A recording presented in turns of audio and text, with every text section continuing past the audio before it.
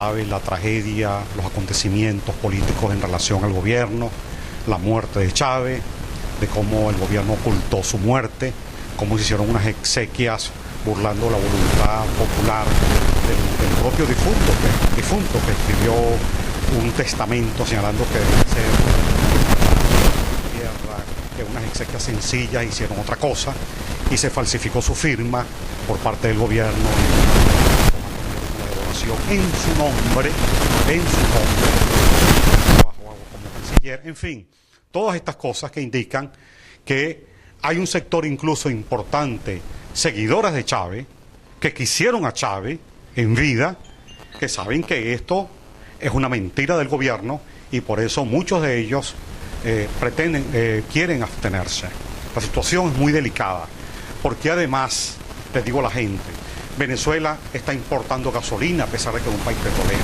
La gente de todos estos pueblos, donde está la faja petrolífera del Orinoco, la gasolina que ustedes utilizan es una gasolina importada en buena medida, importada de Estados Unidos, del imperio mismo, donde se han roto las relaciones, sin embargo ya se importa la gasolina de Estados Unidos.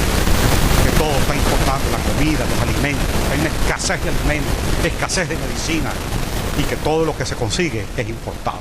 Es muy grave lo que está pasando en la vida económica del país y más grave todavía que además de ocultar la muerte de Chávez y manipular su cadáver, también se llevaron el mes de octubre buena parte del oro y las reservas internacionales en divisas en un avión ruso en el mes de octubre y está en el Banco Central de Cuba. De tal forma que Venezuela, además de estar invadido por el gobierno de Cuba que tiene el control de las que tiene el control de los puertos, de los aeropuertos, tenemos una invasión de chinos que se han apoderado de la faja petrolífera del Orinoco, chinos, rusos, bielorrusos, y Venezuela tenemos que recuperarla. Primero Venezuela, primero los venezolanos.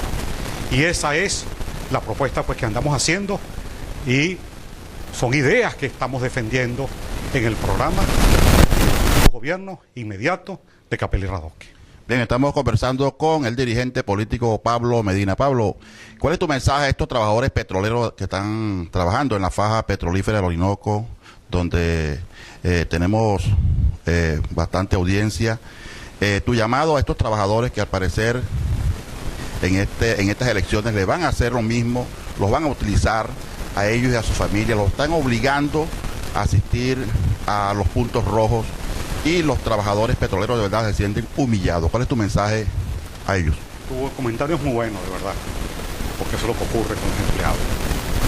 Pero aquí estamos en una crisis, donde uno no puede pensar nada más con la tapa del estómago. Uno tiene que pensar con su cerebro, colocarlo en las ideas, con su corazón, sentimiento. Guarda. En esta hora de crisis, en esta hora en que Venezuela está en peligro, tenemos que pensar primero en Venezuela, después en uno, y pensar en su familia. Pero pensar en Venezuela es pensar en su familia también. Y yo llamo a los petroleros. Yo me reúno también con los trabajadores petroleros que han sido humillados. Allá en bancos de Estados Unidos, en el Ocean Bank, que están depositados más de 500 millones de dólares de fideicomiso a los trabajadores. Cómo le han burlado las conquistas, cómo han golpeado la democracia. Los trabajadores petroleros no tienen nada que ganar con este gobierno, ni con el gobierno de Maduro.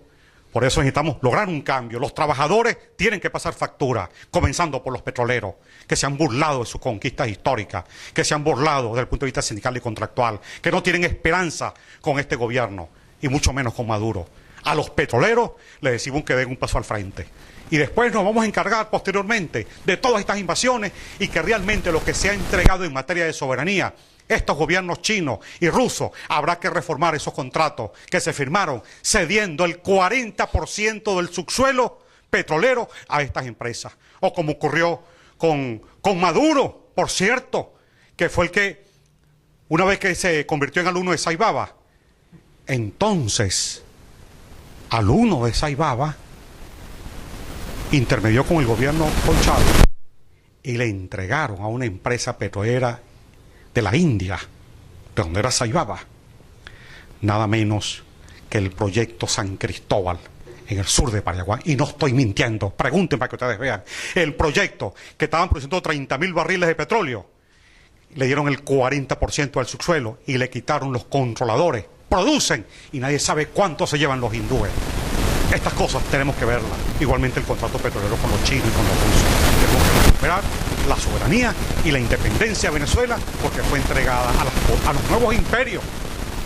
Al imperio norteamericano, porque están empresas del imperio americano, la Chevron Texaco, el imperialismo chino, el imperialismo ruso, y cambiar, modificar los contratos petroleros, donde Venezuela recupere su soberanía y los trabajadores sean respetados.